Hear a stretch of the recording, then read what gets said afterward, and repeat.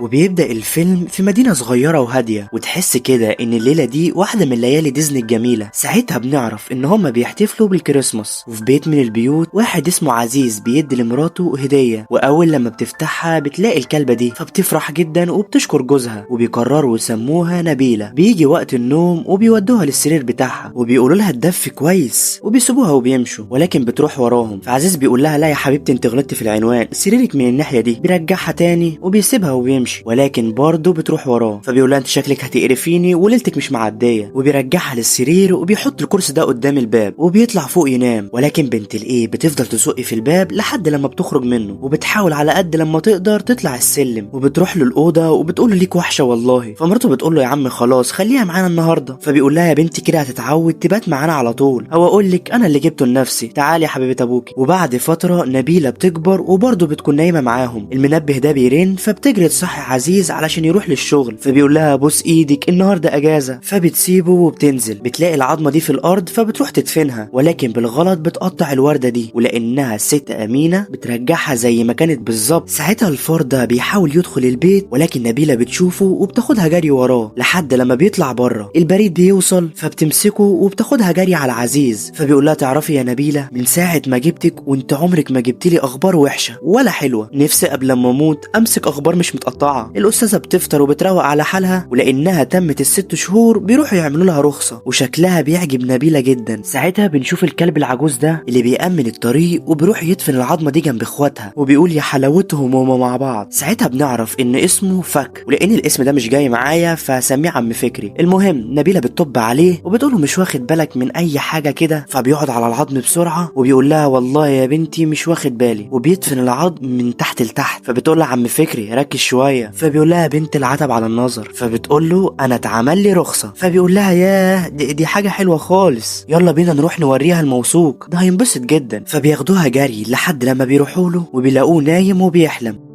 فعم فكري بيقول لها انت تعرفي ان موثوق ده كان زمان احسن كلب في العالم يقبض على المجرمين لحد لما حصل اللي حصل بقى. فبتقول له هو ايه اللي حصل؟ فبيقول لها خلاص جه الوقت انك تعرفي، موثوق فقد حاسه الشم، بس احنا مش لازم نعرفه لحسن ينصدم. موثوق بيصحى وبيقول لهم هو راح فين؟ فعم فكري بيقول له بعته يجيب حاجه، سيبك انت ايه رايك في الطوق بتاع نبيله؟ فبيقول لها انسه نبيله ده انت منوره الدنيا، بس ايه الحلاوه دي كلها؟ انت استحميتي النهارده ولا ايه؟ ولكن عزيز بينادي عليها فبتسيبهم وبتمشي. بيمسك طوق وبيقول لها شكلك تحفه بالطوق الجديد، يلا اتفضلي ادخلي جوه. وهم سهرانين قدام الدفايه عزيز بيقول لمراته طول ما نبيله معانا احنا مش محتاجين حاجه تاني.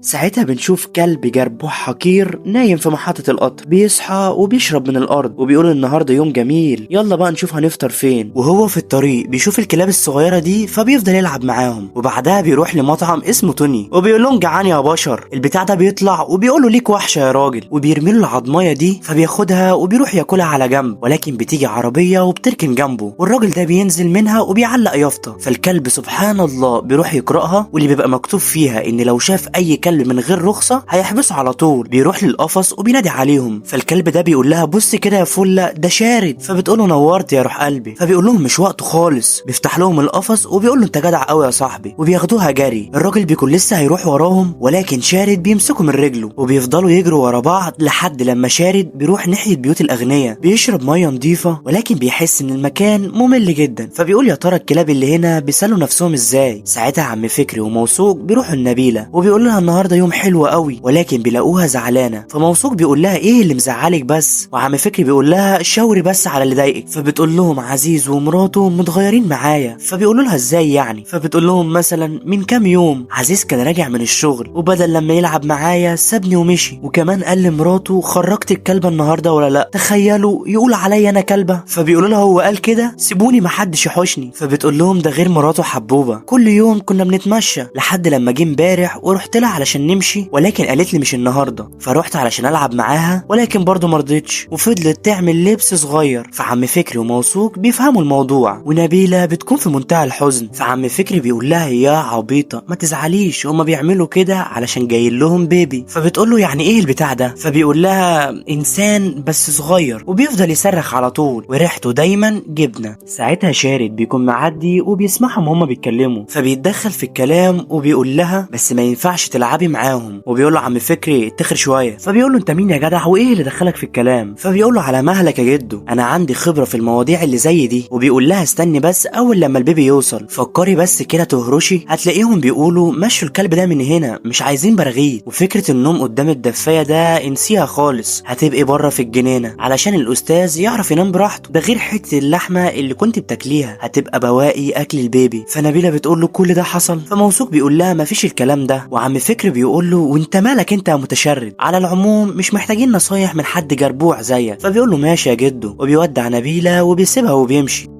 والايام بتعدي ونبيله بتشوف عزيز نازل في اخر الليل بيفتح الباب فبيلاقي الجو تلج. فبيقول لها انت متاكده يا حبيبتي انك عاوزه بطيخ؟ فبتقول له يلا بسرعه. فالراجل الغلبان بيروح ونبيله بتبقى شايفه كل اللي بيحصل. بتعدي الشهور وبيجي اليوم المنتظر والدكتور بيقول له مبروك طلع ولد. فبيجري يقول للمدينه كلها. وتاني يوم نبيله بتسمع عياط البيبي فبتقول نفسي اعرف يعني ايه بيبي، اكيد دي حاجه جميله علشان الفرح ده كله، وطالما هو فرح عزيز ومراته يبقى اكيد بيحبوه. بتطلع السلم فبتلاقي حبوبه بتغنيله وبتحاول تنيمه. فنبيله بيبقى عندها فضول تشوفه، بتفضل تقرب منه ولكن عزيز بيمسكها وبيخليها تشوفه وهي بتكون في منتهى السعاده. بيعدي الوقت وبنشوف عزيز بيلم هدومه هو ومراته وبيودعوا البيبي وبيكونوا ماشيين. ولكن نبيله بتبص على البيبي فبتروح لهم وبتكون متضايقه جدا لانها فاكراهم مش راجعين تاني. فبيقول لها ما تقلقيش هم بس كام يوم وراجعين على طول، وطنط ساره هتكون معاك انت والبيبي. الباب بيخبط فبتطلع طنط ساره اللي بتقول لهم معلش الطريق كان زحمه. بيسيبوها وبيمشوا فبتقول اطلع انا بقى اشوف ابن اختي، وبتقفل الباب وبتسيب نبيله بره ولكن بتلف من الناحيه التانيه وبتروح وراها. ولكن اول لما بتشوف نبيله قريبه من البيبي بتطلعها بره. فنبيله بتقول شكلنا كده داخلين على ايام حلوه خالص. بتكون ماشيه ولكن في حاجه في السله دي بتضربها. بتركز شويه فبتحس ان في حاجه غلط. القطط دي بتطلع من السله وبيفضلوا يرقصوا ويغنوا وبيروحوا عند السمكه دي وبيكونوا عاوزين ياكلوها. ولكن نبيله بترجعها تاني للحوض بتاعها فبيجروا علشان يمسكوا العصفور ده ولكن نبيله برضه بتمنعهم. بيكونوا طالعين للبيبي ولكن بتاخدها جري وراهم وهم بيكسروا في الشقه كلها. الولايه بتنزل على الصوت والقطط بتعمل نفسها اتضربت. فبتقول لنبيله كل ده بسببك انتي، خوفت القطاقيط بتوعي. فبتاخدها وبتروح لمحل الحيوانات ده وبتقول له عايزه افخم كمامه عندك. بيجيب لها واحده وبيلبسها النبيله ولكن بتهرب منهم وبتاخدها جري لبره. بتطلع للشارع ما بتكونش عارفه تروح فين ولكن الكلاب دي بتشوفها وبتاخدها جري وراها. بيوصلوا لاخر الطريق ونبيله بتكون ميته من الرعب ولكن شارد بيشوف اللي بيحصل من بعيد وفي ثانيه بيبقى قدامهم وبيقول لهم اللي هيلمسها هخلص عليه. بيتلموا عليهم هما التلاته ولكن الواد بيقوم بيهم كلهم. بيرجع لها وبيقول لها ايه اللي جابك هنا يا بلبل، ولكن بيشوف الكمامه اللي على بقها فبيقول لها تعالي معايا علشان نشيلها لك. بيروحوا للمكان ده وبيفضلوا يتسحبوا. فنبيله بتقول له رايح فين؟ مكتوب ممنوع دخول الكلاب. فبيقول لها طول ما انت معايا مش عاوزك تقلقي من اي حاجه. بيستنوا لحد لما الراجل ده بيخرج وبيعمل نفسه الكلب بتاعه. فبتاع الامن بينادي عليه وبيقول له انت اعمى ما بتعرفش تقرا؟ فبيقول له ليه يا عم كل ده؟ فبيقول له مكتوب ممنوع دخول الكلاب. فبيقول له بس الكلب ده مش بتاعي. الكتاب بتاعه بيقع. فالشارد بيروح يجيبه له. فالامن بيقول له اه يا كذاب وبيمسكوا في بعض. ساعتها بيدخل هو ونبيله براحتهم وبيبقى المكان ده حديقه حيوانات. بيروحوا للقرود ولكن بيحسوا انهم اغبياء وهيتعبوا عقبال ما يفهموهم ايه المشكله. فبيروح للتمساح ده وشارد بيقول له والنبي يا اخويا فك لنا البتاع دي. فبيقول له بس كده العين دي قبل التانيه. بيفتح بقه وبيكون هيخلص عليها ولكن شارد بيلحقها على اخر لحظه والحيوانات كلها بتفضل تضحك. فبيقول لهم مش اصول على فكره وبيسيبهم وبيمشي. ولكن بيشوف الكندس ده بيقطع في الشجر فبيروح له وبيقول له ممكن تساعدنا؟ فبيقول له معلش يا استاذ انا مش فاضي دلوقتي. فبيقول له الموضوع مش هياخد غير ثانيه واحده. فبيقول له الثانيه دي الحق انقل الشجر ده للنهر واسد الميه علشان ما يغرقش العش بتاعي. والكندس بيفضل يحاول يحرك الخشبه من مكانها ولكن ما بيعرفش. فشارد بيركز شويه وبيقول له انت محتاج شداد شجر. فبيقول له الاقيه فين ده؟ فبيقول له نبيله لابساها ودي بقى احدث واجدد وافخم شداده شجر في الدنيا. فبيقول له ياه كل ده حصل، ممكن اجربها؟ فبيقول له طبعا. فبيقول له بس دي بتشتغل ازاي؟ فبيقول له عد الحته دي جامد لحد لما تتقطع. بيسمع الكلام وفعلا بيقطعها. فنبيله بتشكره وبيسيبوه وبيمشوا ولكن بيقول لهم انتوا رايحين فين؟ استنوا لحد لما اجربها. بيربطها في الخشبه وبيحركها فالخشبه بتاخده وبتوقعه من فوق وبترميه في النهر وبالصدفه بتوقف الميه. فبيقول لهم طلعت شغاله.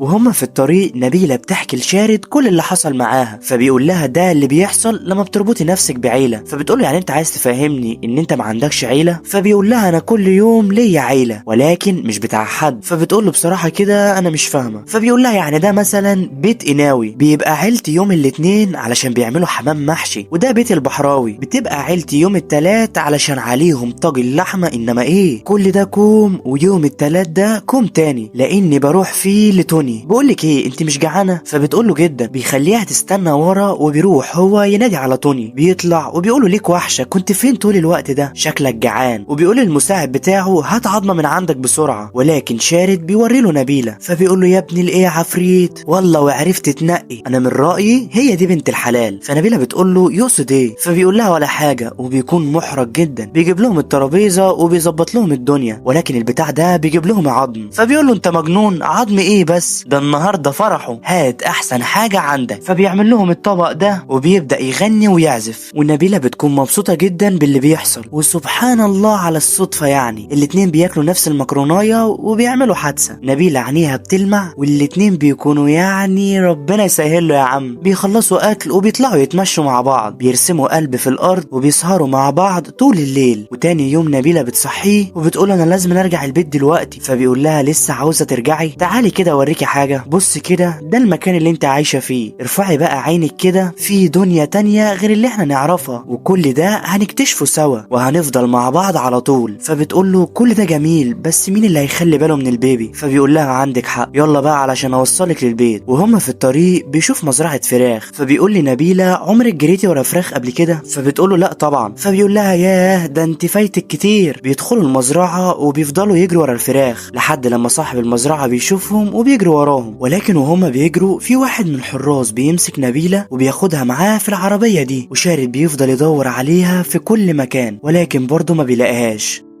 ساعتها بنروح لسجن الكلاب وبنشوف الكلاب دي وهي بتغني علشان الكلب ده يحفر ومحدش يسمعه، ويهربوا كلهم من السجن، ولكن بيسمعوا الباب بيتفتح فبيرجعوا كل حاجة مكانها. الراجل بيدخل نبيلة في نفس الزنزانة اللي كانوا بيحفروا فيها لحد لما يكشف على الرخصة بتاعتها. وطبعا مش محتاجة اقولك ان هما بيعملوا لها حفلة وبيفضلوا يتريقوا عليها، ولكن فلة بتصحى وبتقول لهم خلى عندكم دم، مش واخدين بالكم ان هي خايفة؟ فبيقولوا لها احنا كنا بنهزر معاها. فالكلب ده بيقول لها ما تخافيش طالما معاكي رخصة يبقى اكيد هتخرجي من هنا. ساعتها الحراس بياخدوا كلب معين وبيودوه للأوضة دي، فبتقول لهم هما هيعملوا فيه ايه؟ فبيقولوا لها هيخلصوا عليه. والكلب ده بيقول لهم على رأي شارد عاش له يومين حلوين. فبتقول لهم شارد، فبيقولوا لها تعرفي ان مفيش اي صياد عرف يمسكه قبل كده، عامل زي العفاريت ابن الايه. وفلة بتقول لها ده كلب مفيش زيه، وبيقولوا لها ان نقطة ضعفه الوحيدة هي الحريم. فالكلب ده بيقول لهم فاكرين لولو وتوتا وفيفي؟ ونبيلة بتبقى سامعة الكلام ده كله وبتبقى على اخرها، وفوفة بتفضل تغني وبتوصف قد ايه شارد كلب شجاع وجميل، وبيبقى حلم حياتها ان هو يحبها. والكلاب بتقول لها بس هيجي الوقت ويحب واحدة جميلة وهادية زي الأمورة دي وهتخليه يتغير، وساعتها الحراسة تعرف تمسكه. ولكن بيدخل الراجل ده وبياخد نبيلة علشان يرجعها للبيت. وبعد فترة بنشوف عم فكري وموثوق رايحين يطلبوا الجواز من نبيلة، وعم فكري بيقول له ايا كان هي تختار مين احنا هنفضل اصحاب. بيروحوا لها ولكن بتقول لهم انا مش عاوزة اتكلم مع حد. فبيقولوا لها ازاي بس، ده احنا عاوزينك في موضوع مهم جدا. فبتقول لهم موضوع ايه؟ فبيقولوا لها اي نعم احنا مش شباب قوي بس زي ما انت شايفة كده عايشين في قصور واصحابنا هيرحبوا بيكي جدا، فايه رأيك يعني تفكري انك توافقي على واحد مننا؟ فبتقول له عم فكري روح اعمل حاجة لاخرتك يا راجل طيب. ولكن شارد بيروح لهم ولكن ما حدش بيرد عليه، وعم فكري بيديله واحدة جربوع وبيسيبه وبيمشي. فشارد بيفتكر ان نبيلة زعلانة منه علشان اتحبست، فبيقول لها صدقيني ما كانتش غلطتي، انا كنت فاكرك ورايا. فبتقول له الحمد لله اني عرفتك على حقيقتك، مين بقى توتا ولولو وفيفي دي؟ فبيقول لها كل ده استني بس اشرح لك. فبتقول له ده غير انك لو حبتني مش هتبقى مركز والحراس هيمسكوه. فبيقول لها ياه كل ده عرفتيه؟ فبترمي له العظمة وبتفضل تعيط، فبيزعل جدا وبيسيبها وبيمشي. ساعتها الفار ده بيحاول يدخل البيت ولكن نبيلة بتجري عليه ولكن بتكون مربوطة فما بتعرفش تلحقه، والفار بيدخل أوضة البيبي. فنبيلة بتفضل تهوهو لحد لما الولية دي بتطلع وبتقول لها خرسي بقى. شارد بيسمعها فبيرجع تاني وبيقول لها في ايه، فبتقول له فار دخل أوضة البيبي. فبياخدها جري لحد لما بيروح له، واول لما بيشوفه بياخدها جري وراه وبيفضلوا يضربوا في بعض. ونبيلة بتكسر السلسلة وبتطلع ورا الفار. بيروح عند البيبي ولكن شارد بيمسكه وغصب عنه بيوقع السرير وبيفضل يضرب فيه لحد لما بيخلص عليه. ونبيلة بتروح تطمن على الطفل. الست دي بتسمع صوت الخبط فبتجري عليهم وبتشوف الطفل وهو واقع في الارض وبتفتكر ان شارد هو السبب، فبتحبسه في الاوضه دي وبتروح تحبس نبيلة بره وبتجري تتصل بالحراس علشان يجوا ياخدوا شارد. فنبيلة بتحاول تخرج ولكن ما بتعرفش.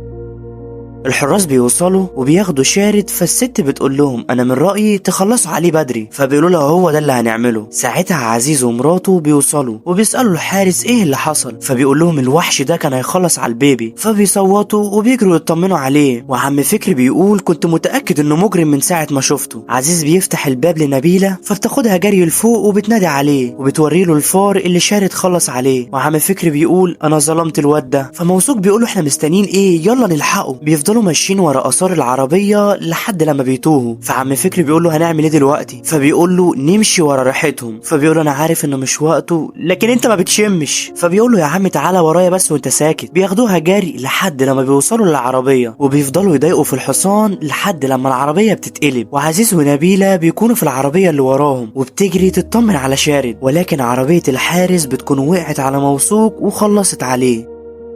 وبعد فترة بنشوف شارد اللي بيبقى لابس رخصة وبنعرف انه بقى عايش مع عزيز في البيت بتاعهم واتجوز هو ونبيلة وخلفوا عيال جمال. عزيز بيثبتهم وبيصورهم لانهم بيكونوا بيحتفلوا بالكريسماس وبيقول لنبيلة الحقي ده احنا جايين لنا ضيوف. بتجري تبص من الشباك فبتلاقيه عم فكري، فبيفتحوا الباب فبيدخل هو وموثوق. وساعتها بنعرف انه ما ماتش وان دراعه بس اتكسر. وبيشوف 3 كلاب وبيقول شبه مامتهم بالظبط، والرابع بيفضل يعض في هدوم عم فكري. فبيقول لهم وفي واحد واخد رخامة ابوه. الكل بيبارك لشارد على الرخصة الجديدة وبيكونوا كلهم في منتهى السعادة.